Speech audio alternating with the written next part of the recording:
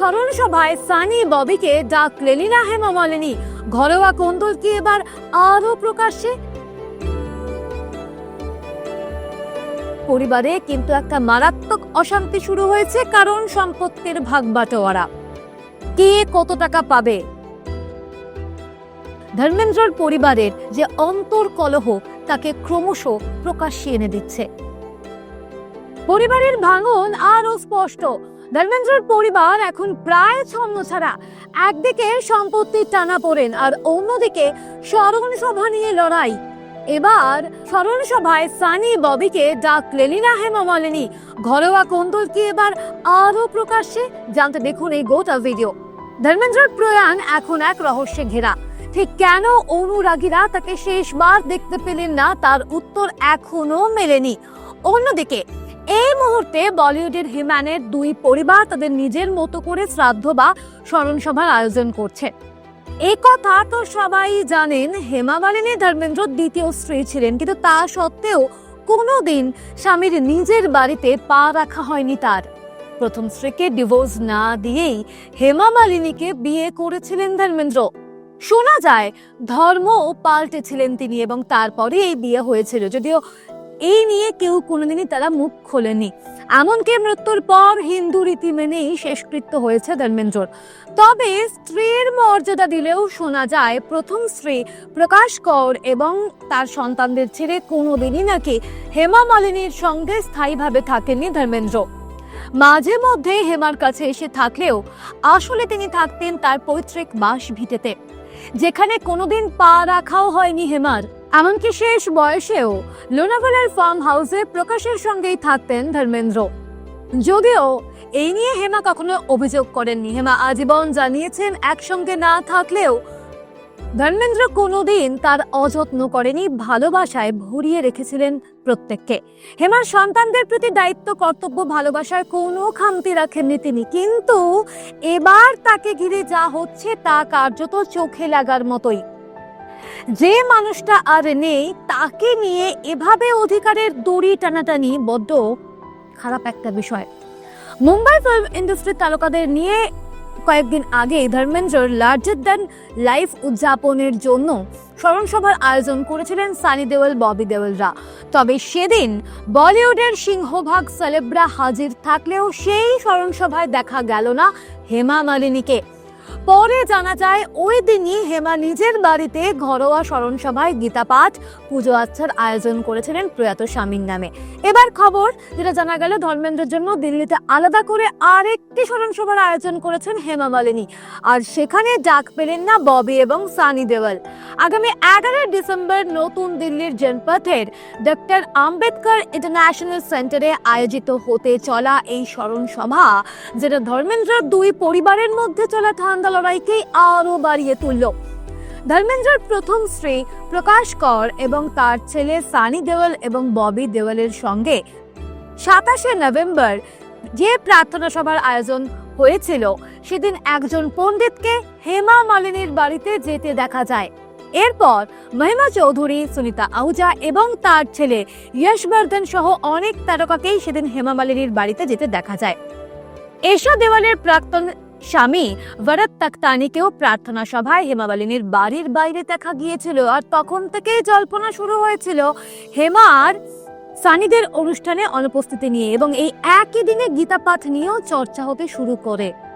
অনেকেই বলছেন যে মানুষটা আর নেই, তাকে যারা ভালোবাসতেন তাদের যখন সানি ববিরা আমন্ত্রণ জানালেন, তখন সেখানে হেমাকে বাদ দেওয়া হলো কেন? আর সেই একই দিনে হেমাই বা কেন গীতা পাঠ করলেন? এটা কি দখলদারির প্রতিযোগিতা চলছে?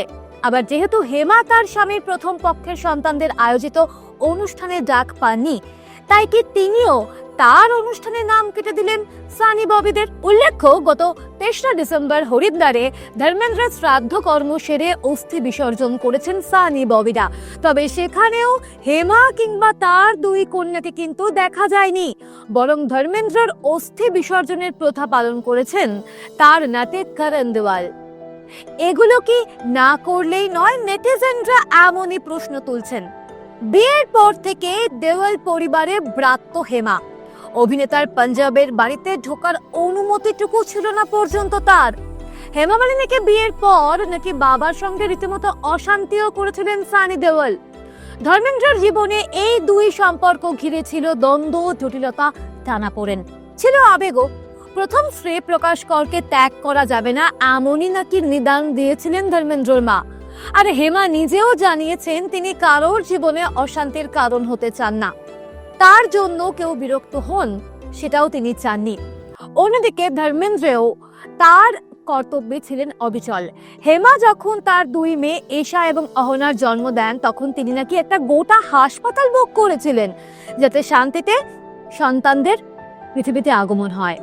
বলিউডের ড্রিম গার্লের এতটুকু অসুবিধা তিনি হতে দেননি। সদ্যজাতদেরও যাতে কোনো সমস্যা না হয় সেদিকেও খেয়াল রেখেছেন।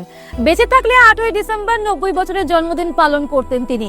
আর ধর্মেন্দ্রের জন্মদিনে স্বভাবতই মন খারাপ হেমার। তিনি প্রথমে আক্ষেপ প্রকাশ করে লেখেন, তুমি নেই তাও সপ্তাহখানেক হলো, আমাকে একা ছেড়ে চলে গেলে। নিজের ভাঙা হৃদয়ের টুকরোগুলো জোড়ার চেষ্টা করছি। আমি জানি তোমার আত্মা সারা জীবন আমার সঙ্গে থাকবে। তুমি আমাকে সুন্দর দুই সন্তান দিয়েছ, তেমনি সুন্দর সময় কাটিয়েছি আমরা। তোমার দেওয়া সুখ স্মৃতিকে সঙ্গে করেই কাটিয়ে দেব বাকি জীবন। শুভ জন্মদিন আমার ভালোবাসা।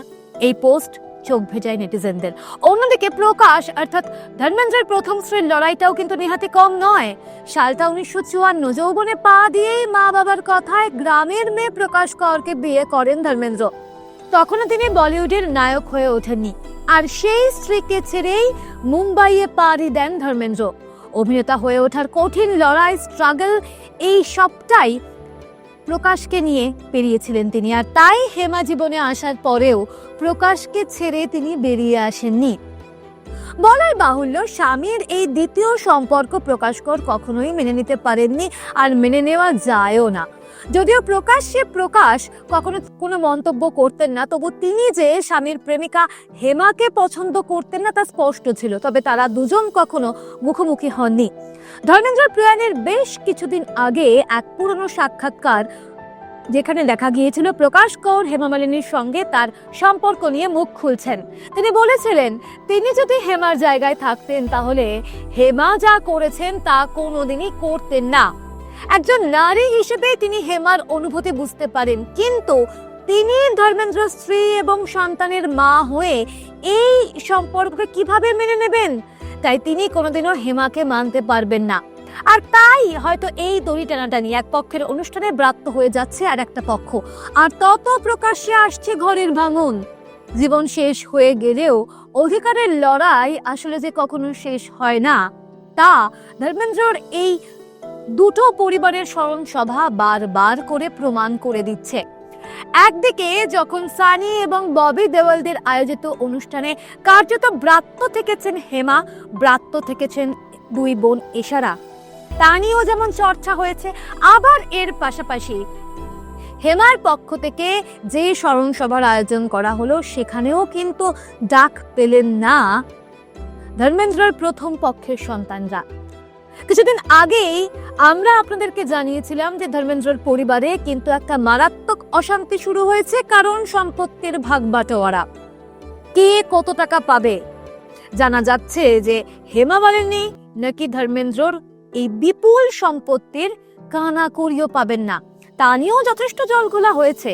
আর এবার অধিকারের লড়াই, অধিকার বোধ, পজিটিভনেস, এই সমগ্র বিষয়টা কিন্তু ধর্মেন্দ্রর পরিবারের যে অন্তর্কলহ তাকে ক্রমশ প্রকাশ্যে এনে দিচ্ছে।